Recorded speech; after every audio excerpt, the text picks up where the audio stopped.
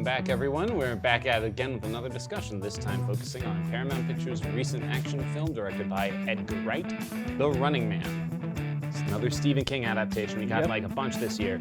Life of Chuck, Long Walk, which I love, Running Man, and Welcome to Derry on HBO Max. Yep. I think there was another cinematic one, but it's slipping my mind. Anyway, what's your opinion? This was action-packed. This was really action-packed. I mean, that's one way to put it. I think it's okay. I think it's pretty good. Most of the movie is a fundamentally solid action movie with, a slightly reined in, but, still recognizable Edgar Wright doing, a lot of good things here. The most of my problem comes down to the ending. Yeah. But anyway, let's talk about the premise first. In a dystopic future where, stuff is bad, obviously.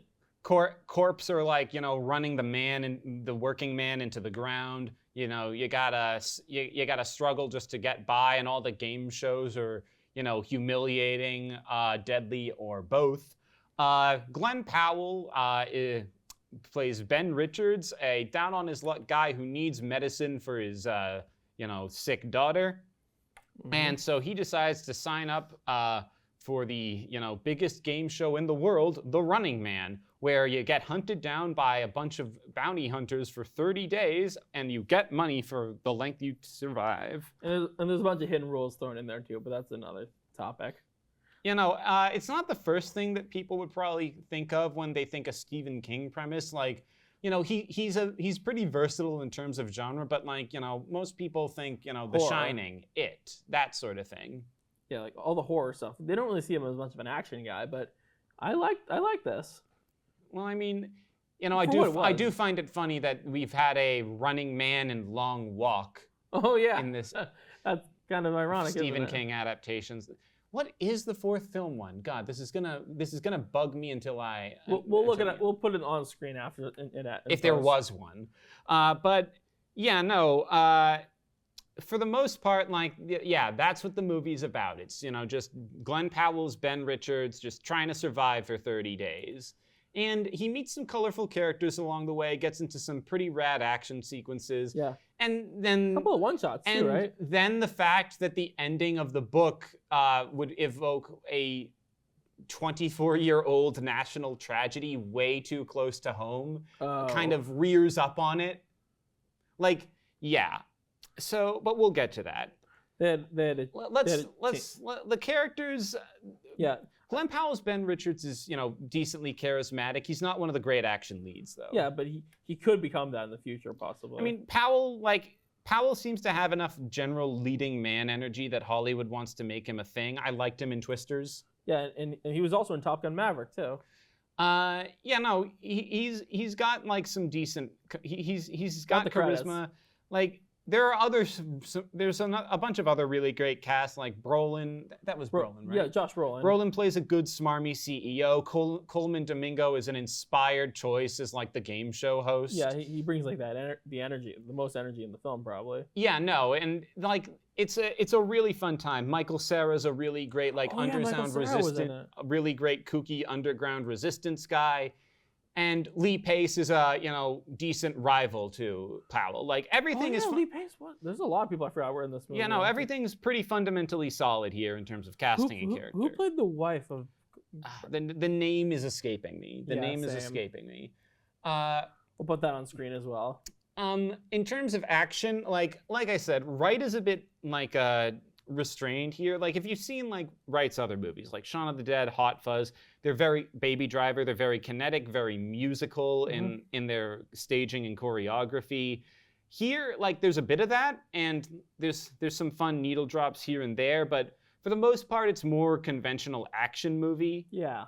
So it's kind of challenged him a little bit. I mean, I don't know if it's challenged him. It's just, it's still good stuff. There's some really, 100%. There's a lot of fun setups. It's interesting, and even beyond the action, it's interesting to see how Powell's character, has to, work with the rules of the game and try to subvert them and, get a leg up. Yeah. And, anything else? I mean, what else is there to talk about? I mean, I mean, really, what I want to talk about is the ending, and yeah, you can't really talk about the ending without discussing how it was in the original book, where it literally just ends on Ben Richards flying a plane into the side of a large metropolitan building.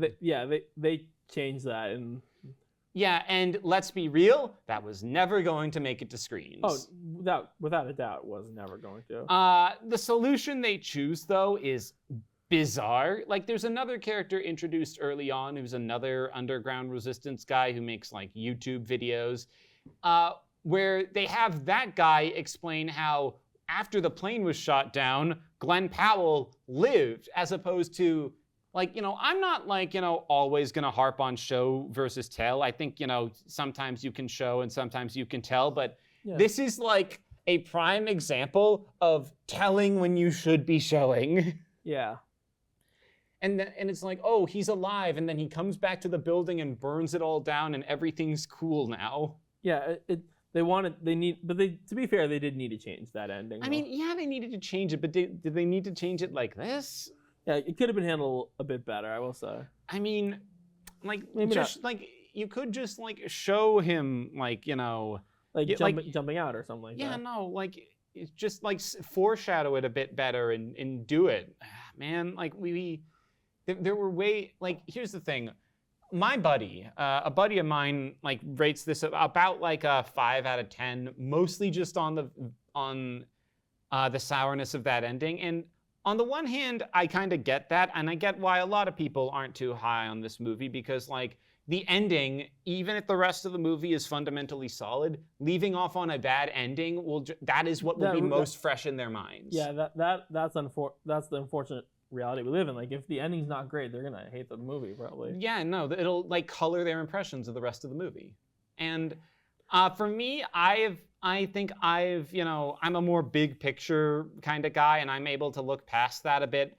But some people might not be. It might feel cheap, like it might feel corny, and I can't really like tell you what you're gonna feel. I just know that like the ride leading up to it is pretty fun. Yeah, absolutely, and for the most part, it succeeds. Yeah, it's a decent movie. Like, I'd give it a like minimum 7. Yeah, I'd give it a 7 as well. Probably not any higher than an 8 if I'm being like as generous as possible. Though that ending is a problem. Yeah, I think I agree with that. But anyway, that pretty much is going to wrap up our discussion on Running Man, wouldn't you say?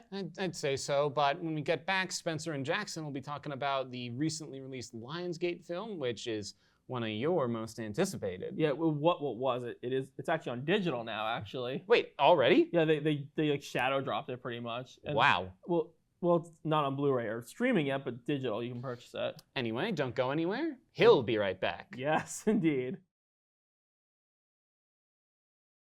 Welcome back, folks. We're the cast of The Spectrum Show, and for our next discussion, we'll be talking about a movie that Spencer basically brute forced me to see. Lionsgate's recently released blockbuster, Now You See Me, Now You Don't. So, Spencer, what did you think of the film? I had a really fun time watching this. I actually really like these movies, honestly. I honestly enjoyed this more than I thought I would. Yeah, and I was very stoked about that. I'm very pleased about that. Preface, I have not seen the first two. Yeah, the first one I would say is probably the best. My only context on the first two is this one video. So were the magicians in Now You See Me wizards or what? Where it covered their feats in the first two movies and whether or not they were actual magic. I can guarantee you one thing. They confirmed that a good majority of it was real in this one, actually. Woody Harrelson doesn't chi blast a guy unconscious in this one, so. Yeah, but this is and Ruben Fleischer was the director on this, and believe it or not, the writers on this were the same guys who wrote the Deadpool films. This actually reminds me of how much I missed Ruben Fleischer in the first Venom. Like, I feel like Let There Be Carnage is still an all-right movie, but I feel like Andy Serkis is just not as good of a director. As Fleischer and it especially shows in Venom 3, which is just a mess. Yeah, but anyways. But then, like, Fleischer is like I'd call him a workman director, even though that might be a little bit derisive. He's, like, very good at, like, just taking a kind of, like, established script and concept and making a pretty solid movie out of it. Yeah. The first Venom is, like, not a great movie, but I still think it's, like, good and competently made. Yeah, but anyways, Now You See Me. we need to talk about the plot of this one because Okay, so if you haven't seen any Now You See Me Before, they're heist the films. series it revolves around the Horsemen, a group of magicians who are also like a heist team. They Illusionists, we'll call I don't them. remember all their. Oh wait, no, I remember I do. most of their names. I remember Merritt. I remember Jack. I remember J. Daniel Atlas. What's the And Henley. Henley, yeah. So basically, they're. I played don't by, remember. I don't remember the kids' names. I do actually. I remember this. I like the kids, and I don't remember their names off Like the top of my head. Characters or actors? The characters. It's oh god, I'm trying to remember now. It's Isn't it like Bosco what- Leroy? Yeah, Bosco. Bosco, Bosco's the June, one. and Charlie. Bosco's the one I remembered first. Okay. Bosco, June is Ariana Greenblatt, who actually played young Gamora, believe it or not. She has a very interesting track record. She's the daughter in Barbie, and she's Tiny Tina in the terrible Borderlands movie. Oh yeah, that's that- right. And I think Charlie's actor was in. I think he was in Romulus. I think. I don't know if he's in Romulus. I know Charlie's actor from Detective Pikachu. Yes, that's what in he which was he plays That's what Ryan Reynolds' son. That's and right, that's right. he's also in Dungeons and Dragons Honor Among Thieves. Yeah, He's but- like the mage in that movie, and I Yeah. like him in that. Yeah, but And anyway, then Bosco, I actually knew because he's in this really great Christmas movie that came out a year or two ago called The Holdovers. Oh yeah. But anyway, And if you're I assume you're watching this around the holidays, watch The Holdovers. It's really good. yes, but focusing on Not See Me, the plot of this film is the Horsemen recruit the 3 new characters. Well, the Horsemen had split up at this point Yeah. due to a heist gone wrong. Yeah. J. Daniel Atlas has been like tasked with a new mission by the Eye, the Secret Magic Society. Magic Shield, Magic Shield basically. It's pretty much that. Yeah. Yeah. And he finds this group of aspiring Illusionists. illusionists and con men, like they're all pretty young, who recreate who use hologram tech to put on a fake Horseman show. Which is fun. It's a fun opening sequence. I do like that they scam a crypto bro in that. That's fun. It makes sense now, given the day and age. But Yeah. anyway, And Daniel Atlas recruits them after getting a mysterious message from the Eye to take on a mission against this to find the Heart Diamond, a South African war profiteer. who was played by Rosamund Pike, I might add. I think it's very funny that this movie unintentionally kind of stumbles into the whole history of South Africa and its racialized conflicts. But I do really like Rosamund Pike. I think she is South African in real life. I think. I mean, I hope. Or at least has family who's South African. Anyways, I don't want.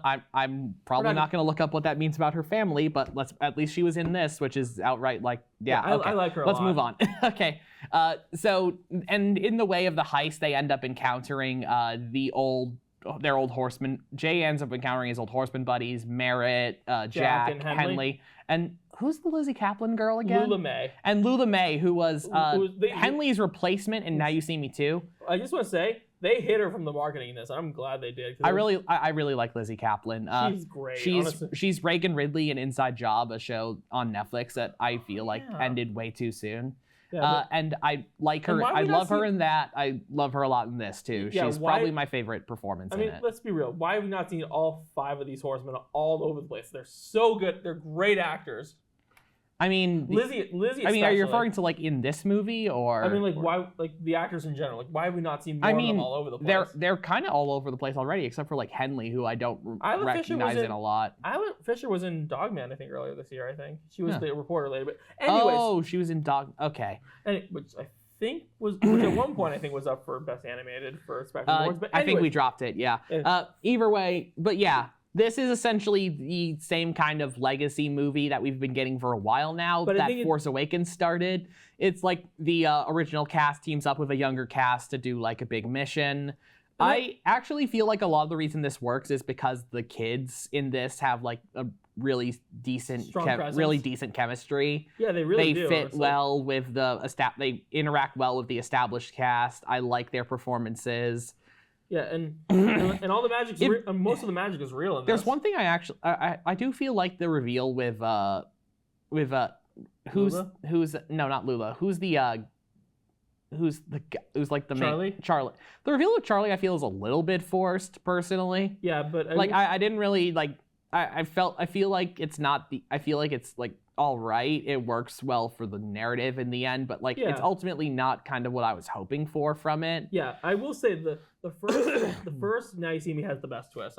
I don't really feel like they needed to do that whole plot line with Charlie in this necessarily. Like I feel like the movie was working at enough like emotional emotional like reasoning on its own, and like throwing that in there just kind of feels a little iffy to me. But fair enough. Yeah, But I will say I think this is the second best reveal. The first one still, I think, is the best one. I haven't seen the second or first, so I can't judge. Well, maybe we could watch those together, honestly, on the Patreon. That might be fun. I might just watch those on my own, honestly. I'm not sure. The first one, I will say, I'm not really hold up the best. I'm not really rushing to see it. Just fair enough. saying. Fair enough.